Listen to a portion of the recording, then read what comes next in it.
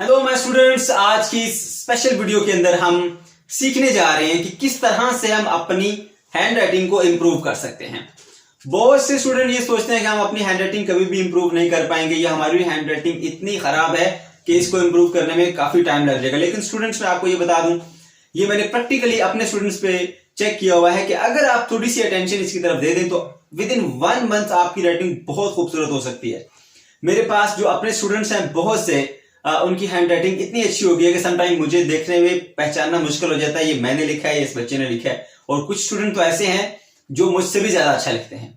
तो बच्चों, अगर आप थोड़ी सी एफर्ट करेंगे और बेसिक जो टेक्निक्स हैं उनको जान लेंगे तो आपकी राइटिंग भी बहुत अच्छी हो सकती है। और पेपर के लिए हैंड राइटिंग का अच्छा होना क्यों जरूरी है, उसकी रीजन ये है कि देखिए, आपका जो पेपर है वो आपके बारे में बताता है कि आप कैसे हैं। First impression is the last impression, आपने सुना होगा। जो आपका पेपर है उसको देखते सार पेपर चेक करने वाला आपके बारे में एक इंप्रेशन बना लेता है कि ये स्टूडेंट कैसा है, अच्छा स्टूडेंट है, नॉर्मल है या रैंकिंग में है। तो अगर आपके पेपर की प्रेजेंटेशन अच्छी होगी, आपकी राइटिंग अच्छी होगी, तो यहां से आपको बेनिफिट मिलता है। पेपर चेक करने वाला आपके मुतालिक एक अच्छी राय कायम कर लेता है। स्टूडेंट, ये ह्यूमन नेचर है कि जब आप किसी के बारे में अच्छी राय बना लेते हैं तो उसकी माइनर मिस्टेक्स को या बहुत सारी मिस्टेक्स को आप इग्नोर करते हैं, उसको कंसीडर ही नहीं करते। लेकिन किसी के बारे में अगर नेगेटिव हो आपकी राय, तो फिर क्या होता है, फिर आप उसकी सही बातों में से भी कोई ना कोई नेगेटिव पॉइंट्स आप निकाल लेते हैं। तो ये ह्यूमन नेचर है। इसलिए आपकी हैंडराइटिंग का अच्छा होना बहुत जरूरी है अगर आपको अच्छे मार्क्स लेने हैं, यानी गुड ग्रेड्स में जाना है। तो आज की इस स्पेशल वीडियो के अंदर आपको सिखाएंगे कौन से बेसिक 8 स्ट्रोक्स हैं। बहुत से स्टूडेंट ने भी ये मुझसे कमेंट में पूछा था, कुछ मेरे टीचर्स दोस्त भी हैं और स्टूडेंट ने भी पूछा था कि किस तरह से हम अपनी राइटिंग को इंप्रूव कर सकते हैं। तो 8 बेसिक स्ट्रोक्स हैं, उनके ऊपर आपने प्रैक्टिस करनी है, उनको सीखना है और बार बार लिखने की कोशिश करनी है। आप ये ना सोचें कि आप एक दिन में 2 दिन के अंदर इंप्रूव कर लेंगे। एटलीस्ट 1 मंथ, कम से कम 1 महीना लगता है, उसके बाद आपकी हैंड राइटिंग जो है वो अच्छी हो जाती है। तो एग्जाम से पहले आपको इंप्रूव कर लेनी चाहिए। तो चलिए स्टार्ट करते हैं। जो हमारे पास बेसिक 8 स्ट्रोक्स हैं, पहले इनका नाम बताता हूं, साथ साथ उसको बताऊंगा कि किस तरह से आप इसको लिखेंगे। मार्कर कौन सा यूज करते हैं, मार्कर के लिए हम कट मार्कर यूज करते हैं। मैं तो क्योंकि यूज कर रहा हूं बोर्ड के ऊपर, तो मेरे पास बोर्ड का कट मार्कर है, ये आप देख सकते हैं। ये इसकी राउंड टिप नहीं है, इसको मैं यूज करता हूं जो उर्दू राइटिंग के लिए हम इस्तेमाल करते हैं। तो आप इजीली परचेज कर सकते हैं मार्केट से उर्दू राइटिंग वाला जो मार्कर होता है, कट मार्कर भी कहते हैं इसको। ओके, तो बच्चों बेसिक जो 8 स्ट्रोक्स हैं, इसमें सबसे पहला है up stroke, down stroke, overturn, underturn, compound curve, oval, ascending loop और डिसेंडिंग लूप। ये 8 स्ट्रोक्स हैं। इनको आपने समझना है किस तरह से हम इनको बनाते हैं और इनकी प्रैक्टिस करनी है। ये जो मेन है आइडियाज, इनके ऊपर प्रैक्टिस करने से आपकी हैंड राइटिंग जो है वो इंप्रूव होगी। और फिर आपको मैं ये बताऊंगा कि आप कौन सी कॉमन मिस्टेक्स करते हैं जो आपको अवॉइड करनी है, तो आपकी राइटिंग इंप्रूव हो जाएगी। सबसे पहले जो अप स्ट्रोक होता है, अप स्ट्रोक में क्या होता है कि आपने, ये हमारे पास मार्कर है, इसकी जो टिप है, इस टिप को यूज करते हुए जब भी आप नीचे से ऊपर की तरफ जा रहे हैं, अप स्ट्रोक का मतलब नीचे से ऊपर की तरफ मूवमेंट। ये तो याद रखिए, ये 3 तरह की मूवमेंट मैंने बनाई है। तीनों में आपने जस्ट जो इसकी टिप है, टिप से अपवर्ड मूवमेंट लेके जानी है, कंप्लीटली इसको प्रेस नहीं करना। यानी एक हमें नैरो लाइन चाहिए। जब भी आपने अपवर्ड मूव करना है अप स्ट्रोक में, आप इसको पूरी तरह से प्रेस नहीं करेंगे, बल्कि सिर्फ इसकी टिप जो है वो पेपर के साथ टच करेंगे और इसको ऊपर की तरफ लेके जाएंगे। इसको बोलेंगे अप स्ट्रोक। जो हमारे पास डाउन स्ट्रोक है, यानी ऊपर से नीचे आते हुए, तो ऊपर से नीचे आते हुए हमने फुल जो इसकी टिप है वो पेपर के साथ टच करनी है कंप्लीटली और उसको प्रेस करके नीचे लेके आना है, इस तरह से स्ट्रेट नीचे। तो इसको बोलते हैं डाउन स्ट्रोक। तो अप स्ट्रोक में और डाउन स्ट्रोक में क्या फर्क है? जब आप मार्कर की मूवमेंट ऊपर की तरफ करते हैं तो आपको सिर्फ पेपर के साथ मार्कर की टिप को टच करना है, उसकी टिप, कंप्लीट नहीं, उसका जो अपर पार्ट है। ऐसे मूव करता है ऊपर जाएगा, ठीक है। और जब वो ऊपर से नीचे आते हैं तो कंप्लीटली उसको प्रेस करना है, उसका सारे का सारा पार्ट जो है मार्कर का, यानी ये सारा, देखिए ये इसकी टिप है और ये पूरे का पूरी सरफेस जो है इसकी, इसके साथ पेपर के टच होनी चाहिए और प्रेस करके आपने नीचे लेकर आना है इसको। तो ये हमारे पास होता है डाउन स्ट्रोक। इसी तरह से अगर आपको कैपिटल वर्ड लिख रहे हैं, तो लेटर लिख रहे हैं, तो यहां से आप इस तरह लेकर आएंगे नीचे की तरफ। ओके, थर्ड में हमारे पास आता है ओवरटर्न। ओवरटर्न क्या है? आप जो ऊपर से ऐसे नीचे लेकर आते हैं, इसको बोलते हैं ओवरटर्न, ऐसे। तो ओवरटर्न में क्या होगा? जो 2 बातें खास आपको बतानी है वो क्या, हमेशा याद रखें कि ऊपर की तरफ मूव करते हुए आपकी जो लाइन होगी वो नैरो होगी। तो आपने इसकी जो टिप है वो कंप्लीटली प्रेस नहीं करनी, बल्कि सिर्फ उसका इस तरह से टच करना है पेपर के साथ कि वो एक नैरो लाइन बनाता हुआ ऊपर जाए। तो आप देख सकते हैं जब यहां से हम ऊपर की तरफ मूव कर रहे हैं, यहां से यहां तक ऐसे, तो हमने इसको नैरो रखा। उसके बाद जब नीचे आए तो फिर प्रेस करके लाया उसको, नीचे से ऊपर जाते हुए लूज और थोड़ा सा टिप साथ टच करना है ताकि नैरो लाइन आए। और जब ऊपर से नीचे की तरफ आए तो उसके बाद फिर हमने उसको प्रेस किया। तो इसको बोलते हैं ओवरटर्न। आपने बार बार ओवरटर्न की प्रैक्टिस करनी है। ये हमारे पास थर्ड स्ट्रोक है। फोर्थ स्ट्रोक है अंडरटर्न। अंडरटर्न क्या होता है? पहले आप यहां से ऊपर से यूं आते हैं, जैसे हम एम लिखते हैं, उसके अंदर ये वाला स्ट्रोक हम इस्तेमाल करते हैं ओवरटर्न का। इसी तरह यू में, वी में जो हम इस्तेमाल कर रहे होते हैं वो बेसिकली हमारे पास होता है अंडरटर्न। अंडरटर्न का क्या है? यहां से आप ऊपर से नीचे आ रहे तो आपने प्रेस करके लाया इसको फुली, फिर नीचे से ऊपर जाते हुए आपने इसको नैरो कर लिया, फिर ऊपर से नीचे आते हुए आपने प्रेस करके लाया, फिर नीचे से ऊपर जाते हुए आपने इसको नैरो कर लिया। तो इस तरह से आप जब ऊपर से नीचे आ रहे हैं तो प्रेस करके लेके आ रहे हैं, जब नीचे से ऊपर जाएंगे स्पीड के साथ जाएंगे, उसको नैरो लाइन बनाने की कोशिश करेंगे। तो इस तरह से आपका ये डाउन स्ट्रोक आएगा। डाउन स्ट्रोक के बाद अब ये कंपाउंड कर्व आता है जिसमें अपर और लोअर दोनों आते हैं। ये देखिए यहां से हाफ जो है वो अपर है और हाफ जो है वो डाउन है। ये कंपाउंड इसीलिए इसको कहते हैं। तो बच्चों वही बात मेन क्या कि जब नीचे से ऊपर की तरफ जाएंगे अपवर्ड मूवमेंट नैरो और downward movement bold. Upward movement narrow, narrow, bold, narrow. तो जब हम नीचे से ऊपर जा रहे हैं नैरो, ऊपर से नीचे बोल्ड, फिर नीचे से ऊपर नैरो, फिर ऊपर से नीचे बोल्ड। इस तरह नैरो बोल्ड आप लेके चलेंगे इसको। ये हमारे पास कंपाउंड कर्व का स्ट्रोक है। फिर आता है ओवल, जो हमने ओ में और क्यू में हम इस्तेमाल करते हैं। उसमें क्या होता है? Same thing. अब आपने क्या करना है, ऐसे इसको मार्कर को रखा और ऐसे प्रेस करके नीचे लेकर आए, क्योंकि डाउनवर्ड मूवमेंट है, प्रेस करेंगे, ऊपर जाते हुए नैरो कर लेंगे इसको। तो वो हम करते कैसे नैरो और बोल्ड? हम ऐसे ऐसे इसको रोटेट करते हैं इसको। अब जब ऐसे रखा हुआ है तो कंप्लीटली टच है। जब हम चाहते हैं कि हम जस्ट टिप लेके चले, इसका ये अपर पार्ट, ये टॉप जो है, टॉप को टच करना, फिर हम इसको ऐसे घुमा लेते हैं, थोड़ा सा ऐसे राउंड करते हैं इसको, तो फिर ये नैरो लिखता है।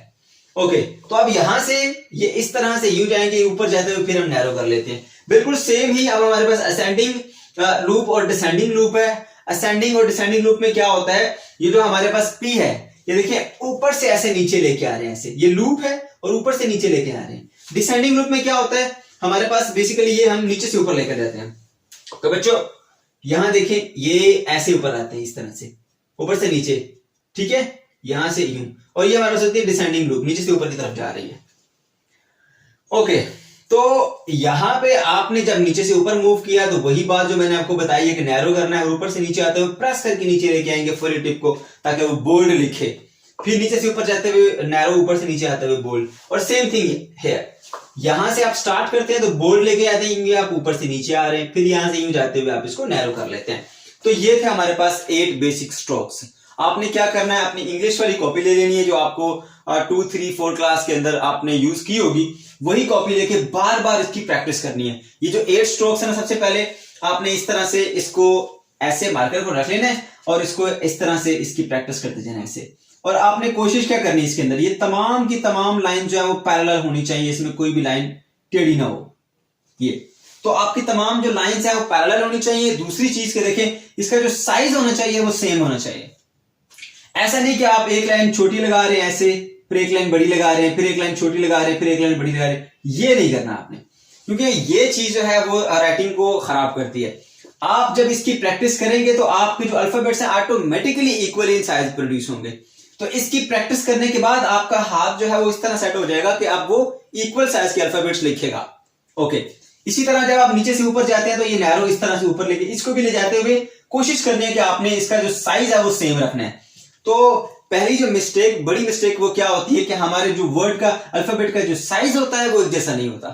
कोई अल्फाबेट बड़ा होता है, कोई अल्फाबेट छोटा होता है, तो उससे फिर क्या होता है, राइटिंग जो है वो अच्छी नहीं लगती, यानी उसमें फिर वो निखार नहीं आता। तो आपने साइज का ख्याल रखना है। दूसरी जो अहम मिस्टेक वो क्या करते हैं कि हमारे जितने भी लेटर्स होते हैं उनका एंगल सेम नहीं होता। एंगल कैसे, मतलब देखिए एक हमने अगर यूं लिखा है, ये अगला जो लेटर होगा हम ये स्ट्रेट लिख देते हैं, उससे अगला लेटर हमारा यूं जा रहा होता है। अब देखिए इसका एंगल क्या है, इस तरह से, इसका एंगल ये है और ये देखें, ये तीनों डिफरेंट एंगल्स पे हैं। तो जब आपके लेटर्स डिफरेंट एंगल पर होंगे तो फिर कभी भी आपकी राइटिंग अच्छी नहीं लगेगी। ये देखें, ये जितने भी हमारे पास लाइंस है सारी की सारी सेम एंगल पे, ये देखें एक ही एंगल है इनका, पैरेलल है ये। तो इस तरह से जो आप डिफरेंट जो एंगल्स पे अल्फाबेट्स को लिखते हैं, ये दूसरी बड़ी मिस्टेक जो आप करते हैं। पहली मिस्टेक मैं आपको बता चुका हूं कि अल्फाबेट का जो साइज है वो कोई बड़ा होता है कोई छोटा होता है। साइज मेंटेन करना है, वो इस प्रैक्टिस से आपके दोनों काम हो जाएंगे। एक आपका साइज मेंटेन होगा अल्फाबेट का, दूसरा बेनिफिट आपको ये मिलेगा कि आपके जो अल्फाबेट्स हैं वो सबके सब पैरेलली लिखे जाएंगे आपके, यानी एक ही एंगल पर आएंगे। ओके, उसके बाद जो है आपने थर्ड स्ट्रोक जो मैंने आपको बताया है हमारे पास ये अंडरटर्न वाला। अंडरटर्न में बार बार इसकी प्रैक्टिस करनी है ताकि आपको ये आपको हेल्प करेगा यू लिखने में, वी लिखने में, जो जिस चीज में अंडरटर्न आता है वो आप लिखने में आपको हेल्प आउट करेगा। सी का लोअर पार्ट भी इससे ही आपको मिलेगा, यानी इसी से हेल्प मिलेगी। एम लिखने के लिए, एन लिखने के लिए आपको ये जो स्ट्रोक है ये प्रैक्टिस, इसकी बार बार प्रैक्टिस करें जिससे आपको एम एन लिखने के अंदर हेल्प होगी। इसी तरह ओ पी के लिए, वाई के लिए ये डिफरेंट स्ट्रोक्स हैं। इंग्लिश की कॉपी के अंदर मैंने लाइंस बना के इसलिए लिखा ताकि आपको आइडिया हो कि जो मेरा वर्ड है, जो कौन सा लेटर है जिसका साइज बड़ा हो रहा है, कौन सा लेटर है जिसका साइज स्मॉल हो रहा है। देखिए यहाँ पर मैंने ओ लिखे हैं, सारे के सारे ओ अप्रोक्सीमेटली इक्वल इन साइज हैं। तो इक्वल इन साइज का पता आपको तभी चलेगा जब आप इस तरह लाइंस वाली कॉपी के ऊपर ये लिखेंगे। इसलिए बच्चों जरूरी है कि आप ऐसा करें कि इनको इंग्लिश की कॉपी के ऊपर लिखें, या जो स्पेशल कैलीग्राफी की बुक मिलती है, कॉपी मिलती है, उसके ऊपर इनको प्रैक्टिस करें। ओके, तो उसके बाद हमने देखें यहाँ पर ये इसके लिए ये आप यूज कर सकते हैं। एच के लिए जब आप एच लिखते हैं तो आपको ये हेल्प आउट करेगा। देखें यहां से आप एच यू लिख सकते हैं ऐसे, और इसको आप और भी जो अल्फाबेट्स हैं जो इससे मिलते जुलते हैं उसके लिए इस्तेमाल करते हैं। जैसे बी के लिए मैं इसको यू कर सकता हूं ऐसे, या बी बन गया है तो ये एच के लिए। इस तरह से आप के लिए भी इस्तेमाल कर सकते हैं, के लिए मैं यू कर सकता हूं इसको ऐसे। इसके अलावा मैं दोबारा से अगर बना दूं इसको एक और यहाँ पर, तो ये के लिए मैं यू भी कर सकता हूं इसको। ये डिफरेंट हमारे पास इससे लेटर्स बन सकते हैं जिसकी आप प्रैक्टिस इसकी करेंगे तो इससे एच के बी एल इन सब की प्रैक्टिस आपकी हो जाएगी। तो बच्चों ये थे हमारे बेसिक लेटर्स। अब मैं आपको बताता हूं एक लिख के कुछ भी यहाँ पर, ताकि आपको पता चले कि हम लिखते कैसे हैं। तो मार्कर को हमने इस तरह से ग्रिप कर लेना है। अब याद रखें उर्दू राइटिंग के वक्त इसको ग्रिप करने का जो मेथड है और इंग्लिश राइटिंग में जो लिखने का इसका मेथड है वो डिफरेंट होता है। उर्दू राइटिंग में हमारा जो इसका कट होता है वो कुछ इस एंगल पर होता है, ऐसे हम यू रखते हैं। लेकिन इंग्लिश राइटिंग में हमारे पास जो इसका कट है वो इस एंगल पर होता है, उसका एंगल ये होता है। तो देख सकते हैं आप इसमें डिफरेंस। तो जब आप मार्कर को ही गलत तरीके से पकड़ेंगे तो फिर आप इसको सही से लिख नहीं पाएंगे। अब मैं यहां पर लिखता हूं, हमारे पास ए लिखना चाह रहा हूं, तो ए के लिए अब ए यहां से लेके यहां इन दो लाइंस के दरमियान आएगा। A T I F. अब बच्चों क्या है इसके अंदर कि ये देखें, ये जो जितना भी है ये आपके जो स्मॉल है अल्फाबेट्स हैं वो सारे के सारे इन दो लाइनों के दरमियान आने चाहिए। कैपिटल इससे बाहर नहीं आना चाहिए, इससे नीचे नहीं आना चाहिए। ये इस इंग्लिश वाली कॉपी के ऊपर आप प्रैक्टिस करेंगे तो तब आपका साइज जो है वो मेंटेन हो जाएगा। अहमद